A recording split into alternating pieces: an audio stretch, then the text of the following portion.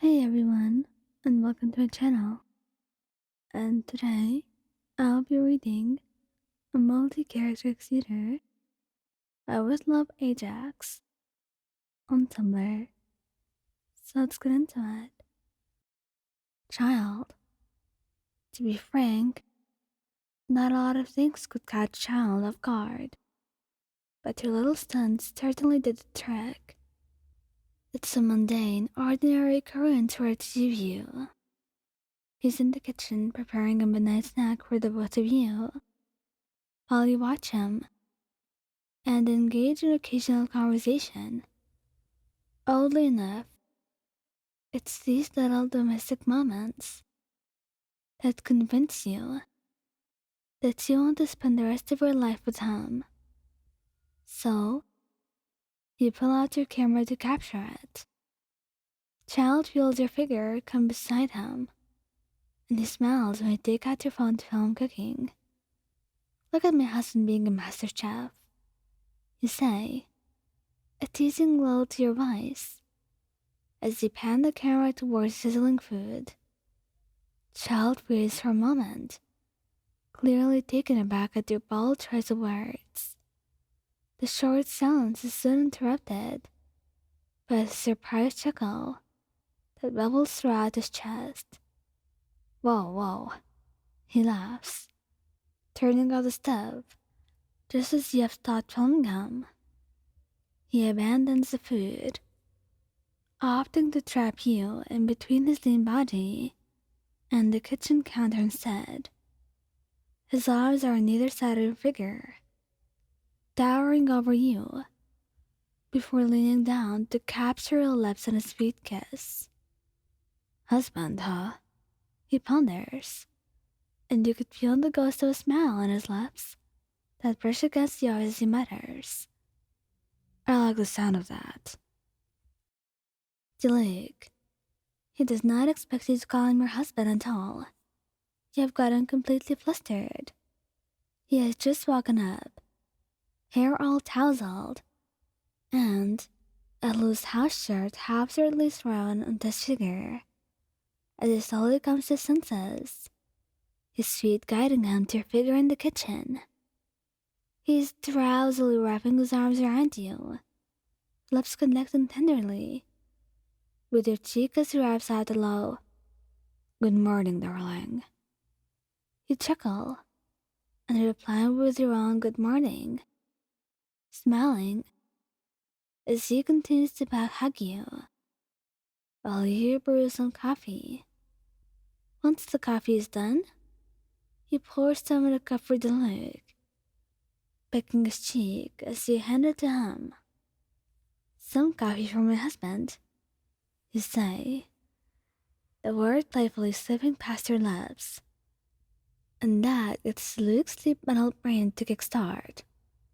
His cheeks are flushed a deep scarlet, and you only get a peek of it before he shoves his face into your shoulder. He sits the coffee down onto the kitchen counter, so both his arms can fully circle around your waist, pulling your back impossibly closer to him as his heart beats rapidly against his chest. Your laughter causes Luke to smile against the little exposed skin of your shoulder, and he eventually calms himself down, sadly chuckling along with you. It's far too embarrassing for him to admit out loud, but he definitely loved how the word husband sounded on your lips. Thoma. He's slightly flustered, but also so giddy and happy at how natural the words seemed to roll off your tongue.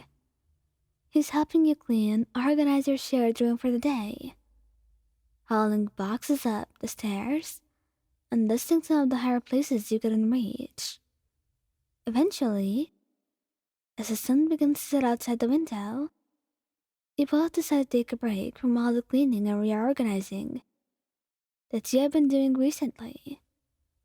He automatically makes his way over to where you were seated on the floor and leans in to peck your lips softly before pulling you up from the floor so you can wrap his arms around your waist, slowly swaying you side to side in time for the gentle sound of music that filled the silence of the room. Don't you think we deserve a nice little dance? After turning to the room all day, my love. He questions, a cheeky smile adorning his solid features.